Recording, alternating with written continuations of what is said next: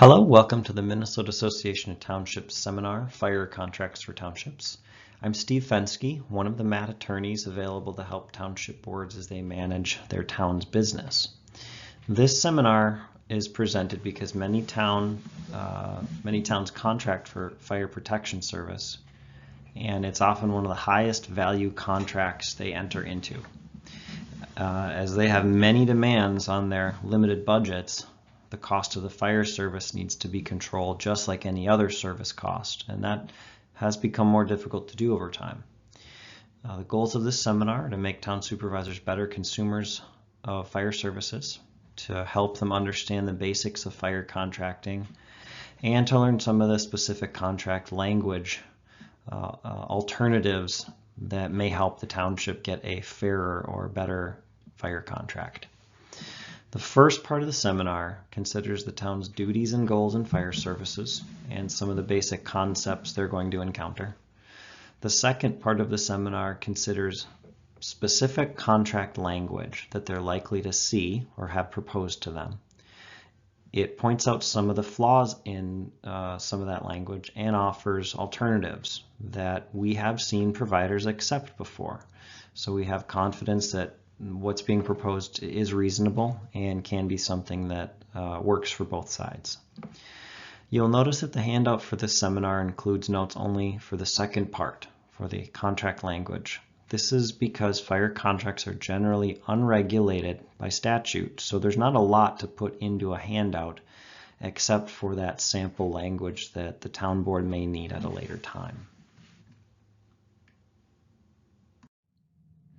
I want to start by setting the table a little to understand where townships are starting from and what leads to some of the concerns that come into our office. First, all townships, to our knowledge, provide fire service in some way. The most common method is through contract with a neighboring municipality, often a city, but sometimes it can be through a neighboring township or an independent firefighting corporation. That's historically a common model, both because it's expensive to run a fire department and it takes a fair amount of manpower and training in particular for those firefighters. So it's an economical method, usually, and one that many townships have adopted and continue to use very happily. Fewer townships have their own fire department. They operate it, they own it, they own equipment, they train their officers the same as any other department would.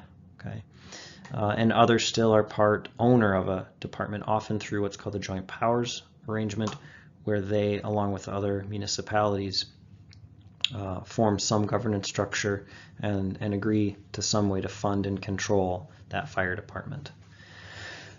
It's worth noting that towns are not automatically allowed to provide fire service at all. This is one of those voter powers that voters at their annual meeting switched on for the town board to be able to offer at some point.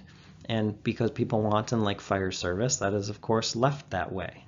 You don't see towns that don't offer it because people want this. We understand that. We want to start from that understanding that towns want to do this. But that brings us to our last starting point here. Attitudes about each individual department vary. Some departments and towns work very well together. They have no issues. And it's common because you often have township residents and sometimes board members who serve on that fire department. They're engaged in the community. And so they often form good relationships with the people there. There's a two-way street. They treat each other well in that regard. Other places do not have that kind of attitude. Other places they do not work well with their contract partners. They don't necessarily view them as a customer that they have to work well with and give information. So that leads us into the information we have today and many of the disputes that come into our office. Based on those starting points, we can identify several goals that commonly come up as townships approach their fire contracts. First, I have never found a township that did not want fire service. It appears universal that every community would like to have fire protection, and towns are trying to find ways to provide it. They are not trying to end it or shift that burden elsewhere. That leads to the second common goal. which is they want to control their costs in providing this service. Towns have limited financial resources and their levies are set by voters, not by the board. As important as fire and rescue service can be, there is a cost that's too high to pay for the service. And some communities are finding where that limit might be.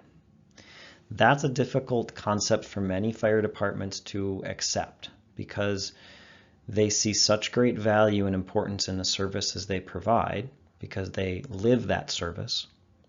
And it's difficult to grasp the idea that there could be too high of a cost, but there is. Towns want a reasonable service and reasonable prices. That's pretty common with anything that anyone buys. Supervisors are expected to be good stewards of public funds in every other aspect of town business. And the fire contract is no exception. We can offer some examples of what we see.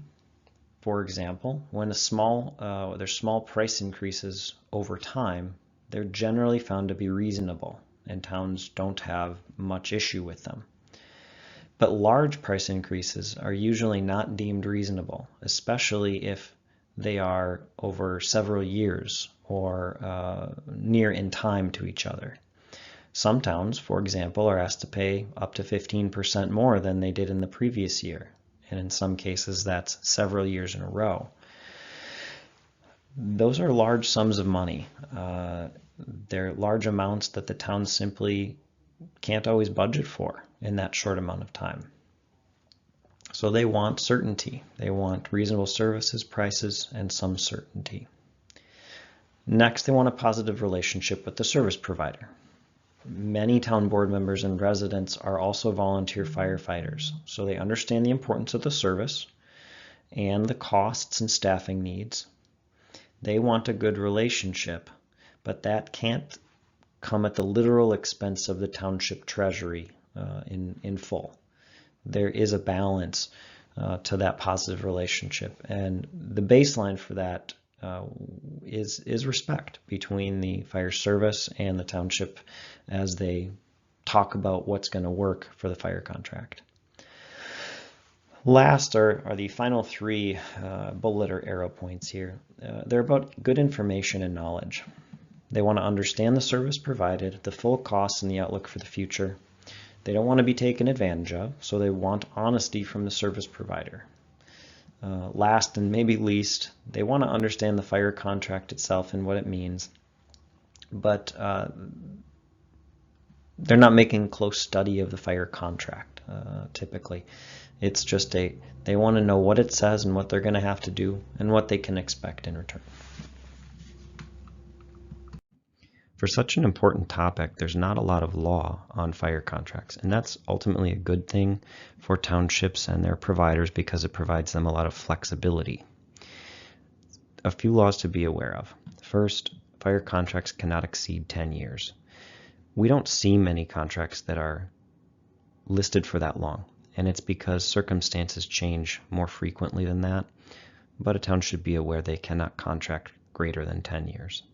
Second, townships do not automatically provide fire service.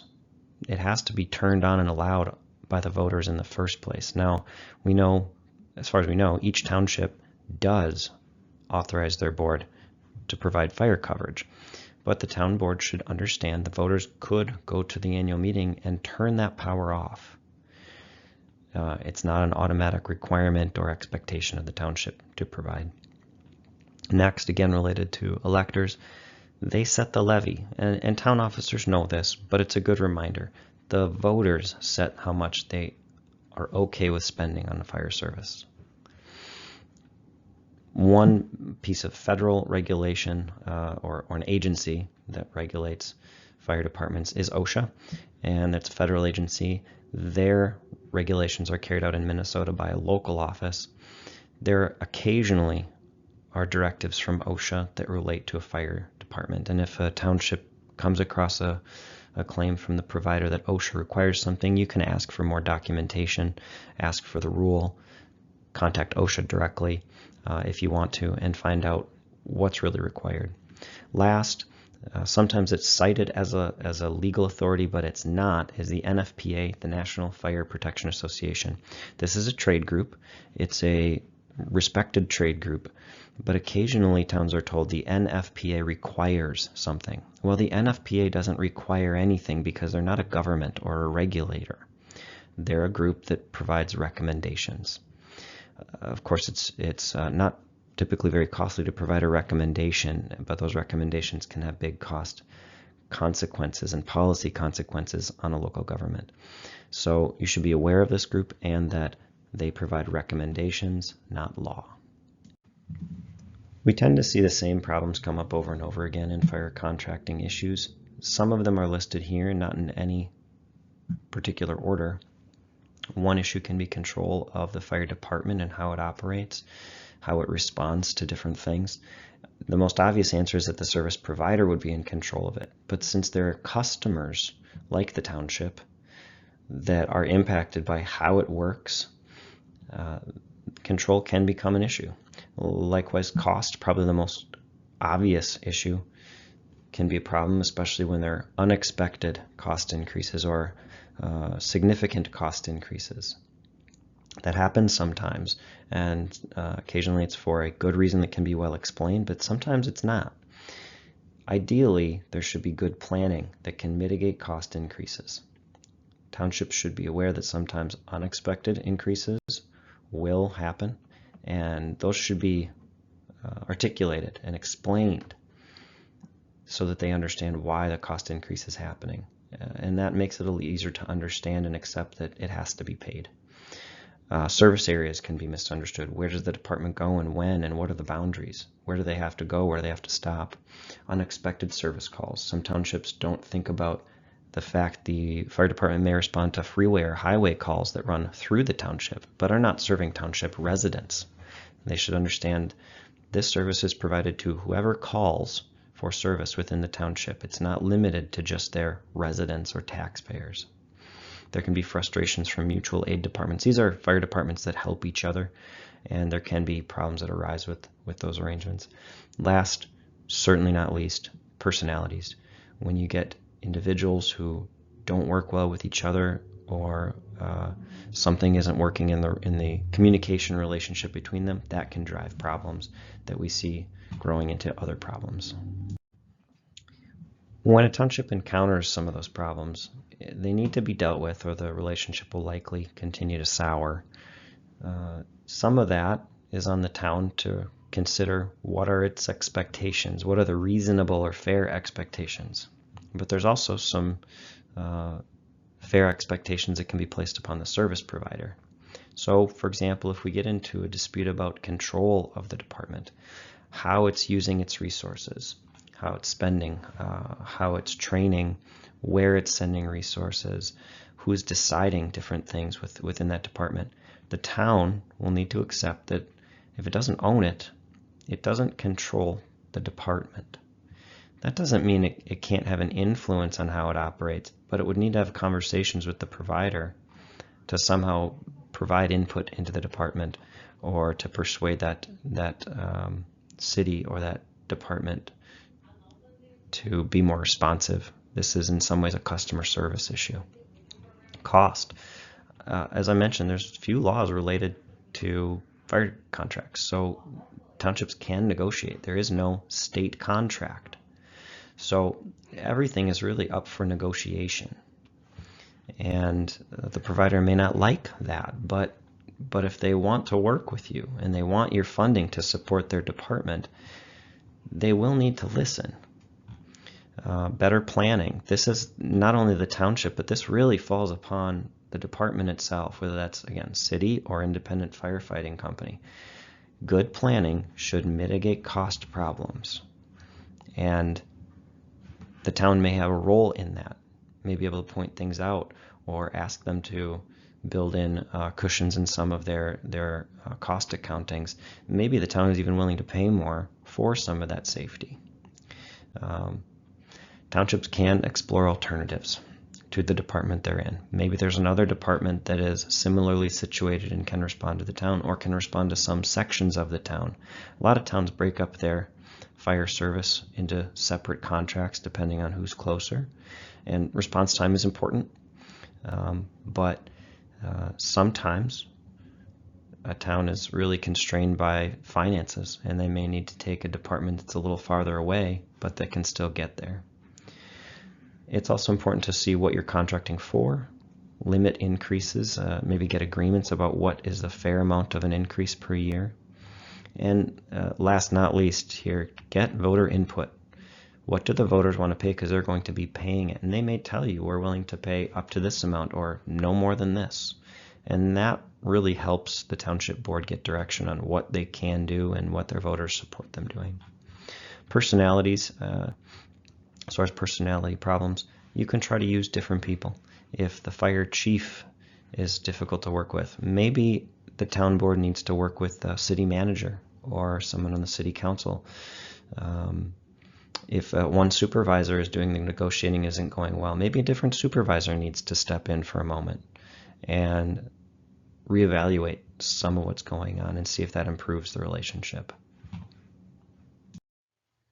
When it comes to fire contracts, everything is negotiable. It's everything except that one thing we mentioned, that the term cannot be longer than 10 years.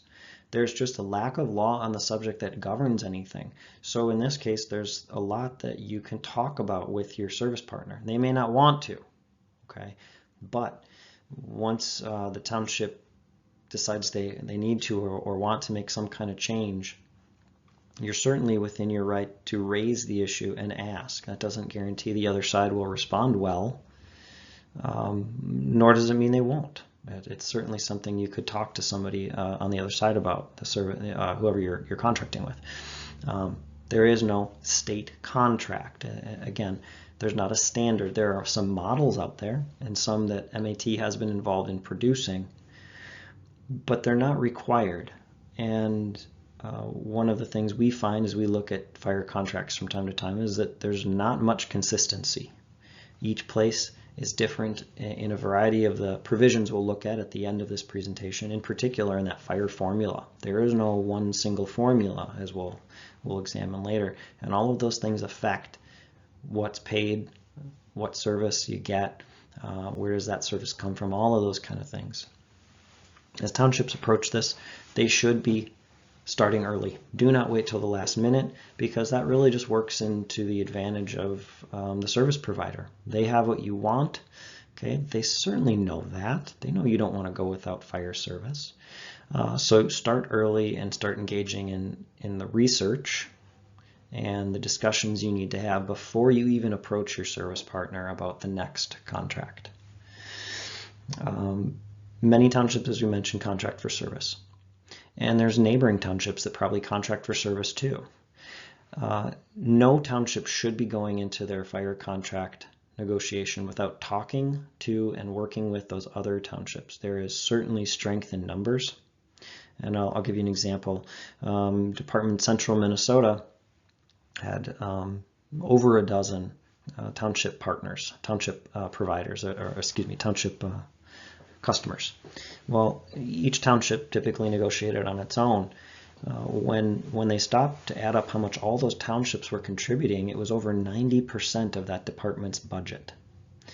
That's an astonishing number. That really means that it's the townships that were paying for, in this case, a city department's fire service.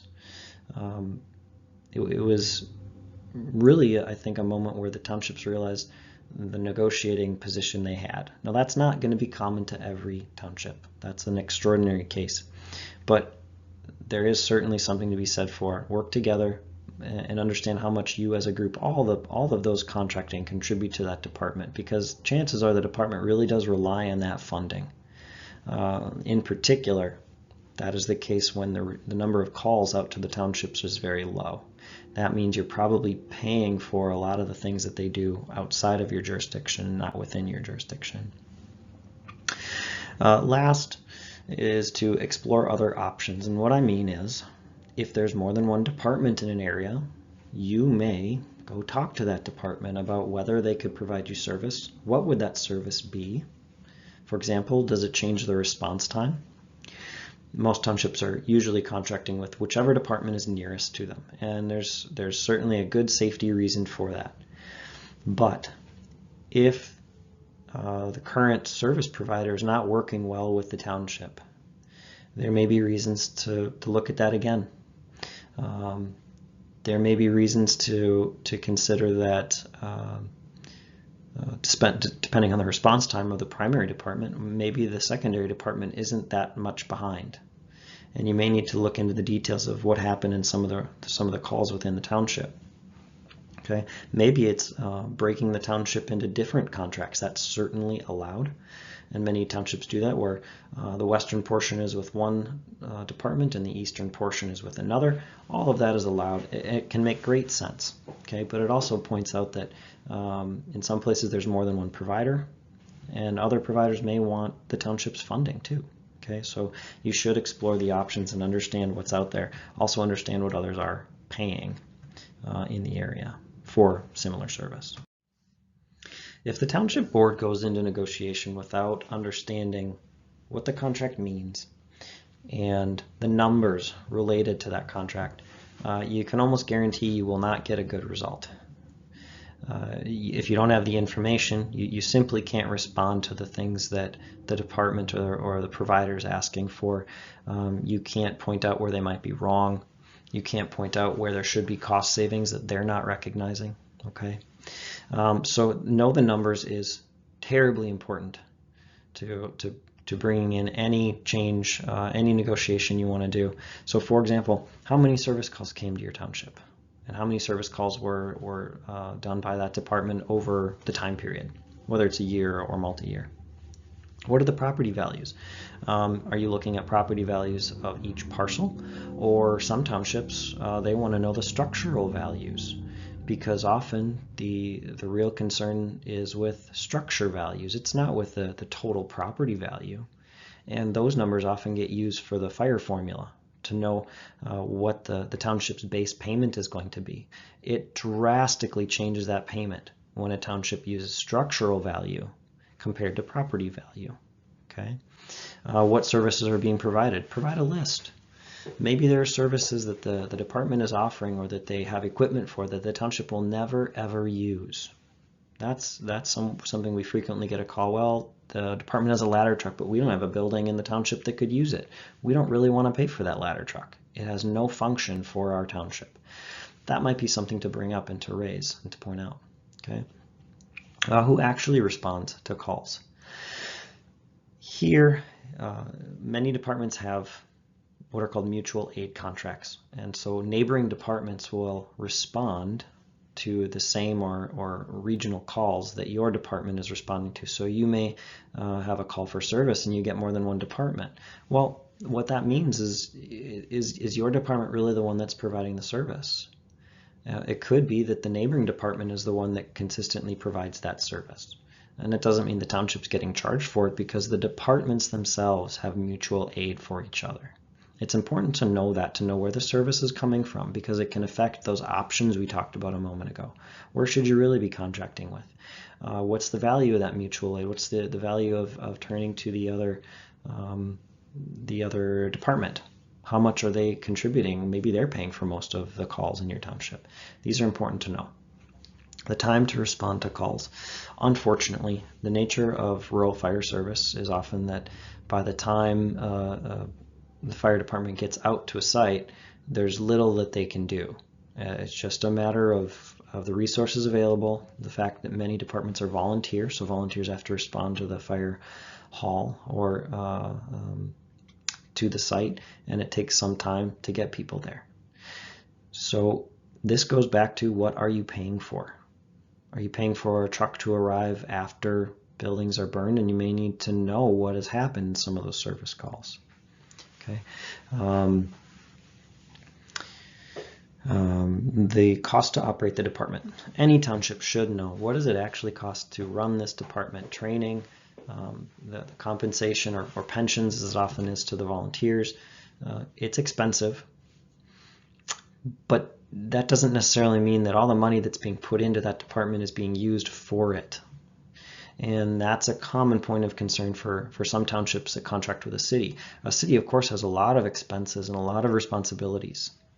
And so in some places, townships find that their city partner is taking excess money out of the fire fund and putting it into their city public works or whatever it is that the city has a shortfall. Legally, they could do it, but that doesn't mean that the townships want to pay for it. So it's important to understand the cost to operate and the amounts that's contributed by your township, all other contracting partners, and the operator itself. Last, understand that fire formula and how it can change the amount you pay by changing either the things you consider or the time period you consider, okay? Because it shouldn't be drastic changes in those amounts. I will go back to the cost to operate the department. The cities in particular need to give you a budget. They need to give you what they plan. That is not information that they can or should withhold. It's public, it's out there, it's available for you. And these departments need to control their costs too. So they should be responsible governing authorities, and there may be unexpected things. Certainly that can happen, and everybody's gotta help pay for those. But when it's not unexpected, those are the things where you really have to rely on the budget and point out things that should be paid for, that should be maybe you wait to pay for. There's a fair amount of flexibility in some of those operating costs. Here we start the second part of this presentation that considers the actual contract language. I will warn you, this is the drier part of the material because it's just looking at contract terms, and I know that is not exactly anybody's idea of a great time, but it's important to know. So here we have the overview of the topics that we're gonna talk about. I won't reread them because we're gonna take each of them in turn, but each of these ideas here correlates to some contract language we have seen that is a concern or outright bad for a township. And then we're going to talk about what to look for and alternatives you can propose that we know some townships have been able to get their partner to adopt. Okay, again, negotiation, parties should be meeting in the middle on things that are reasonable here. First, and very simply, define the service area. Almost every contract for fire service has this because it's important to point out where they're going to respond. It could be the whole township, it could be certain sections. However you delineate this, it should be in there. Okay. Those that don't have it, that's a problem. You don't know who's responsible to come out for something, and there's a lot of finger pointing. It can also relate to where is mutual aid going to show up if that department has a mutual aid agreement. The fire contract must explain the services the township's going to get. That may seem obvious, but less obvious is all the things fire departments could do. And less obvious as well, what does that particular town need? And maybe they don't need. So there should be language like what you see here that says here's what's included and what's excluded. And it could be either side that says here's what we're going to add or subtract to the coverage based on maybe what the department can provide or what the township doesn't need. So some very clear analysis of what can be purchased, and for the township, what do we need? If a township doesn't need some service, like a fire department, let's say, provides water rescue, but the township doesn't have a lake or place where water rescue could ever be needed, maybe there's a negotiation about should the township be expected to support that or pay for it. Maybe a township either provides or funds an independent EMS service in the township. And so maybe the township would like to say, yeah, we're not going to pay for a second EMS response, so don't respond on that basis to our township under the contract. Those kind of conversations should be had, and then the language should reflect what can be provided and what the township wants to either include or exclude. Fire contracts usually include some language that allows the provider to recall the fire department. This means they could go to a township to respond to a fire, but then let's say another emergency breaks out in the provider's own city. Well, some language would say that the fire department can just pick up and leave the fire that they're already fighting in the township and go to the one in the city. This is uncomfortable language because it leaves townships and their residents in the position that they may be left without help. And it's not that the fire department or chief would desire to leave those folks without service. It's the problem that they could choose to do it that's uncomfortable. Sometimes you'll see this language in red. I'm not going to read it, but it in summary says the fire provider may decide to up and leave. And there's an alternative to this. Instead, a couple word changes may make a town more comfortable about what it's receiving. So the last slide had language that we have seen in contracts that wasn't so good for townships, and this language that you're seeing is language that the townships and some service providers have accepted to say, well, the fire service has a duty to try to respond to both. The fire chief or officer in charge may recall some elements of it, but they're going to try and deploy them to respond in both jurisdictions. This is better for the township, and it's very simple, limited changes. It still gives control to the department, but it says they're promising they will try to help with both. Pricing language is of the utmost importance to townships and their voters as they go about securing their fire coverage. It should be something that is well understood by the township and by the provider. It should be fair based on, well, what's the fair cost to provide the service? Not in a situation where the township is paying more than its fair share. Not subsidizing the city or a different municipality, and it should be predictable. The language we have here is something we have seen in a contract, and this is really terrible language. If you read it, what you notice is it says, township, here's your annual price, and you have to pay it by this date. Thereafter, each year, the city will tell you your new sum. Well, that could be anything. And this contract is saying the township is going to pay whatever they come up and give you. I look at other services or products that a person or an entity buys, and you don't see language like this. You should have some idea of what you're paying for. What is going to be the amount? And there's better ways that they can do this. Maybe it's $20,000 the first year, and we're going to tell you the next amount in the following years, but it can never exceed 3%, 5% of the prior year's amount. Can never top out over some amount that's agreed to. And that should help keep everyone honest and fair and provide some predictability for the township. And that does place some expectations on the provider that they do a good job in their budgeting so that they can come to some idea of here's what we think it should cost, and that they agree they're not going to try and charge the township more. Fire pricing formulas are a common method to determine the amount that's going to be spent, and that's a little bit different than a price cap. Okay, so there can be both. So if possible, the township should negotiate a cap. It's never going to be more than X amount. If it is more than that, we can withdraw. Again, you don't want to withdraw, but there should be some expectation of the maximum price increase for each year that is fair. When it comes down to pricing formulas, there's no set state formula or standard formula. You get all kinds of different options that can be negotiated. Some focus on what's the tax capacity of each jurisdiction being served, or what's the population, how many service calls were received in the last year.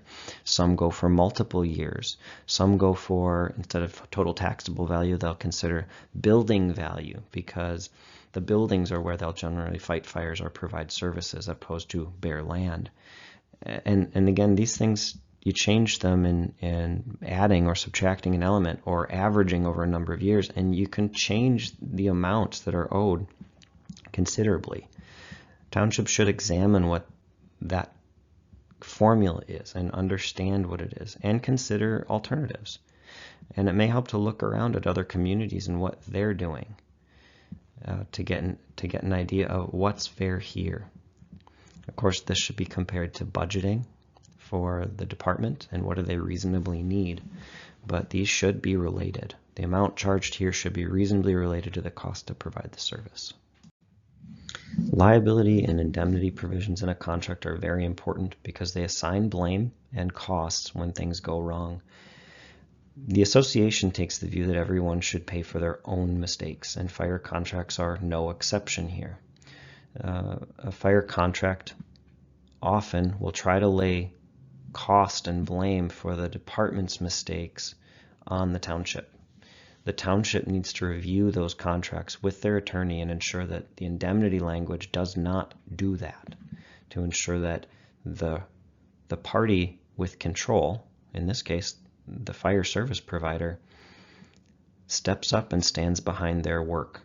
The city or the independent firefighting company, in this case, they control the department. They train the firefighters, they determine how the funds are spent, and in particular how those people are used. They give directions. Those people go to training. None of that is in the control of the township. So it really isn't fair to expect the township to stand behind something that they have no control over. And that's a common arrangement in any contractor relationship. It really should not come as a surprise. The fire contract should include language that assigns blame to whoever made the mistake. And the township can and probably should use an attorney to help with that process. Last, departments have insurance, and they can be asked for proof of it, and that's a reasonable, prudent step to take, that the department shows they have insurance great enough to protect themselves and the township if a problem arises. And here you have a brief example of language we've seen been offered in a contract, and an alternative that was accepted by the provider and the town later. So avoid language that says city shall not be liable to township for any occurrence under this agreement, whether caused by the city's liability or failure to act. That language is really not acceptable. Instead, something like what you have on the bottom there: city shall defend and indemnify township from claims arising out of the negligence of the city. And again, this is just the idea of they control training and materials and how they're used, and they can and should stand behind their work.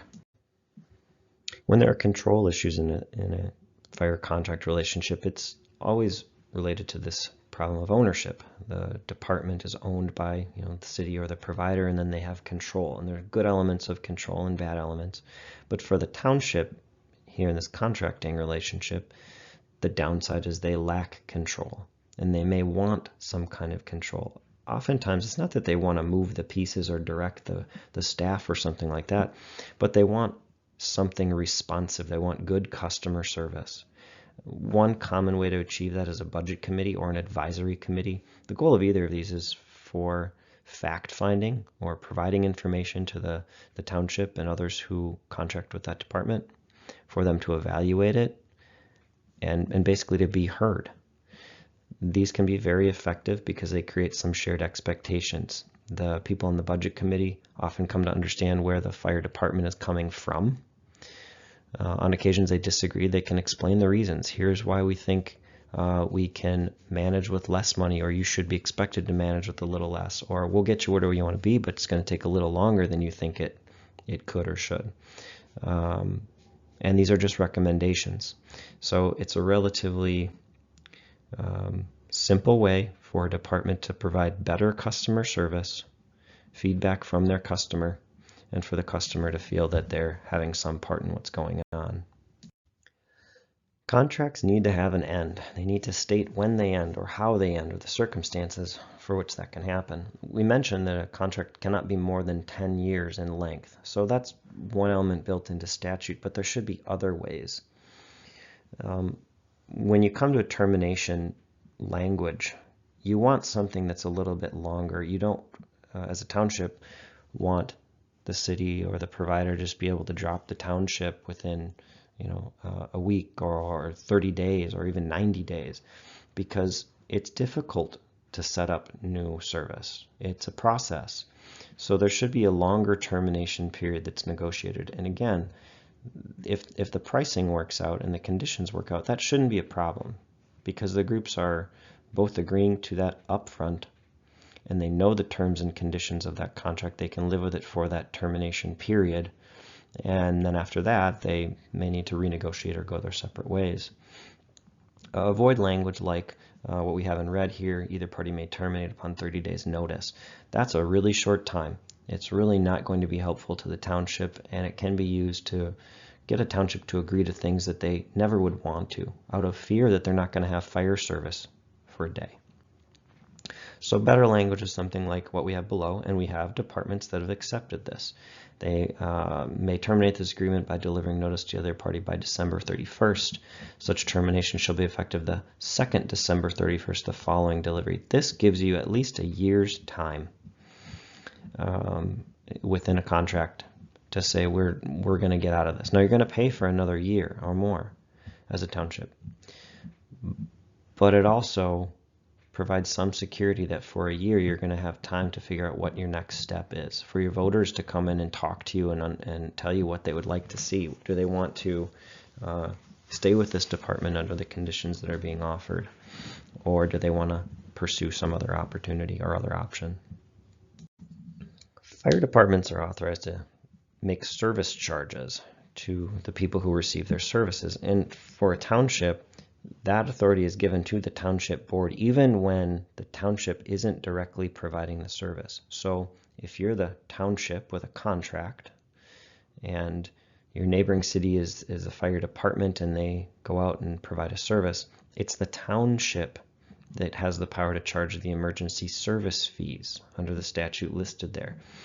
It's possible to give the city authority to stand in for the township. It's kind of like the city or the provider is providing the service of processing these service charges for the township. That can be done, but a lot of townships want to keep their emergency service charging power in-house and decide how and when they're going to apply it and at what rates. This is something that the township board has to decide. How are they going to do this? What do they want to do with it? You want to avoid confusion about who is authorized to do it, so no one's getting double billed, double payments, and that there's, again, for the township, some element of expectation. You know what to expect. You know what you're going to be able to charge when there's a service call and how much you think you're going to be able to collect for it. When you get into a situation where you get people who are given service who are not residents, the freeway problem is a common one. Fire department goes out and provides service to someone on the freeway. Well, it's within the township limits, but it's not a resident, and it may not even be a Minnesota landowner. Well, that poses a challenge for the department and for the township in collecting a service fee later. And that can be related to this issue. The township should plan for, well, what happens in that case? Does the township just have to eat the whole cost, which may be what happens? Or who's going to hold the power to try and collect money from that person who lives outside of the township and may or may not have land within Minnesota upon which a service fee could be levied? So there's some things to consider there. As far as language, we offer the language here. City shall provide information to the township, which is going to be necessary to collect, and the township may bill. May bill, it's a permissive. Okay, can choose to bill if they want to. This information piece is of the utmost importance. Some departments refuse to give any information to their township partner, saying, well, we can't because of HIPAA. We can't because of some privacy reason. The township here is one of the providers. It's being provided through contract, but the township is still a provider partner. The township is entitled to get that information of where and when the fire department responded so that the town can impose the service fees. This is important to have in the language in the contract explicitly so that the fire chief or the provider can't come back and say, we're not going to give you the list of names and addresses of where we've responded to, because then the town cannot charge any fees at all. One element of the cost disputes that can arise is what can be done with old equipment. Of course, the township may have, in paying its part of the service fee, may have paid in to accumulate equipment or buildings. And when the town doesn't own that equipment or building, well, it means the provider or the city or the company can sell it and they can take that money. Well, the city, they're not under an obligation to use the money that they get from the sale on the fire department. They may choose to, that's common, But towns often want to know that what they put in for resources isn't just going to be shifted over into some other department within the city that the township does not have a hand in, or some benefit in, or some part of. So we've seen the language in red above that does not work well for townships. And instead we've seen language on the bottom that says when something is sold, that has to be put back into the fire department, or it could be used to reduce the proportion of cost to each of the service, each of the townships getting the service, in some other way that it's benefiting the fire service or directly offsetting contracting costs. We've tried to touch on some of the common issues that come up in fire contracting, but there are certainly others, and the ways in which the issues we talked about in this training can arise may be something the town needs more help with. It may not be in a way that we talked about in this training. For towns that need help, there's some options. One is to use the Minnesota Fire Service specialists. These are officers within the State Fire Marshal's division who work primarily with fire departments and firefighters, but they can be a resource for local governments as well, whether that's information and sometimes conduits of communication between townships and the providers. It may be worth talking to them, or at least advising them of what's going on so they have a heads up of what might be happening. And we've listed the 4 service officers that are currently in place on the page here. Beyond that, you can use the MAT attorneys if you want to call. We can provide information about what the contract may provide, or talk about some issues that you have had come up. But for the best help in an analysis and having a resource to go work with the department, you're going to want to use your township attorney. Keep in mind that in many cases, the provider is contracting with several other parties, not just your township. And it may be that the interests of all of those contracting parties are similar. You may be able to use one attorney for all of them if they're in the same situated place. So use that town attorney and consider the possibility of working with other townships or cities that contract and using one attorney to help negotiate these issues. If you have other questions, please contact our office and we will try to help you out. Thanks.